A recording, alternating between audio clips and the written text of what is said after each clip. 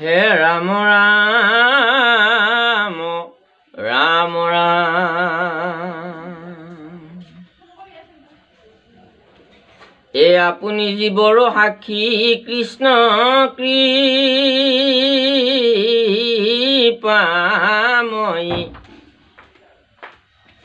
তাংক এৰি সামান্য কওঁ হে বেদুৰাশয়ী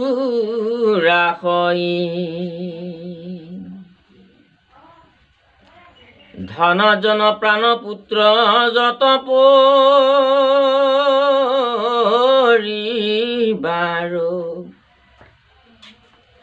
সমস্তে বস্তু অনু মাতৃ হিহাৰো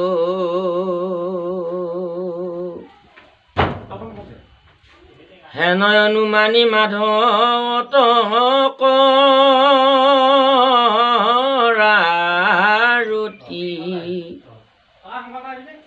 ইহ পৰলোকে হৰি চৰণে গতি প্ৰহ্লাদে দৈত্য শিশুসকলক উদ্দেশ্যি কৈছে যে ভগৱান জীৱৰূপে নিজেই সাক্ষী হৈ বহি আছে সকলোৰে হৃদয়ে হৃদয়ে যত জীৱ জংগম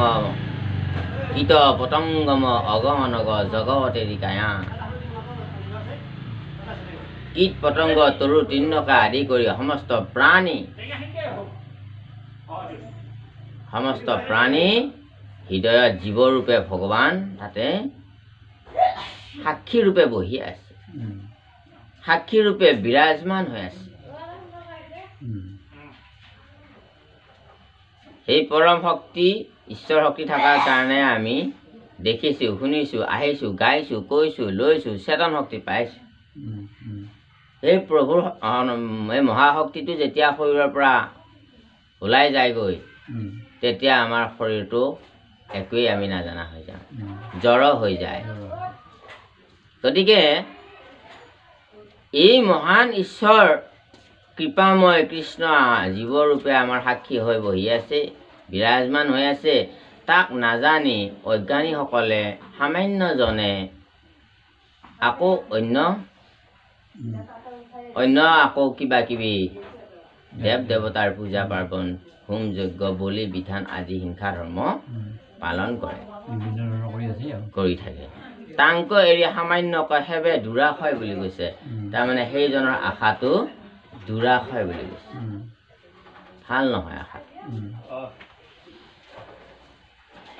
ধন জন প্ৰাণ পুত্ৰ যত পৰিবাৰ সমস্তে অবস্তু অনুমাত্ৰ নহিহাৰ ধন জন পুত্ৰ পৰিবাৰ সমস্তবিলাকে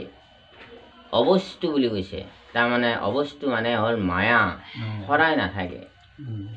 একেলগে গিৰিয়েক ঘৈণীয়েকে ধুনীয়াকৈ বিয়া বাৰু হৈ আনন্দ মনে সংসাৰখন কৰিলে কিবা কাৰণতে আধা বয়সতে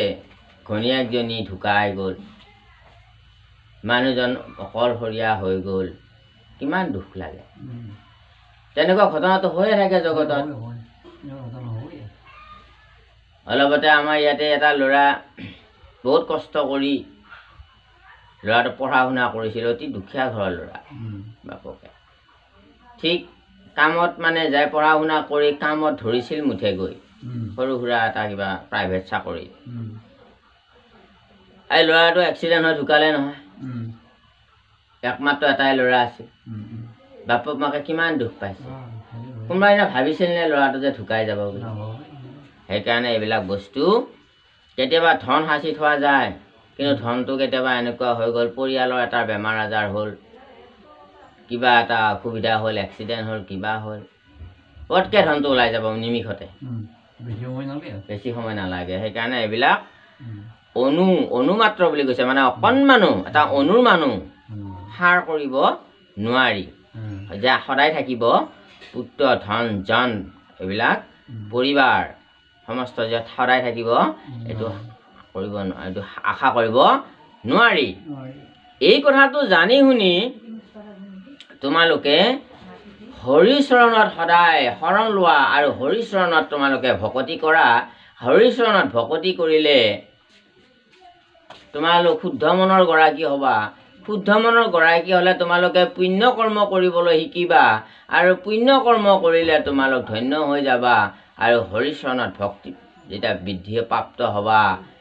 তেতিয়া হৰিৰ কৃপা যেতিয়া মিলিব ইহলোকতো তোমালোকৰ শান্তি সুখ পাবা আৰু পৰলোকতো তোমালোকে শান্তি সুখ পাবা। যমৰ শাস্তিলৈকে যমৰ যাতনালৈকে যাব নালাগে, 84 নৰকলৈকে আৰু যাব নালাগে। এই বুলি দৈত্য শিশুসকলক প্ৰহ্লাদে উপদেশ দিছে।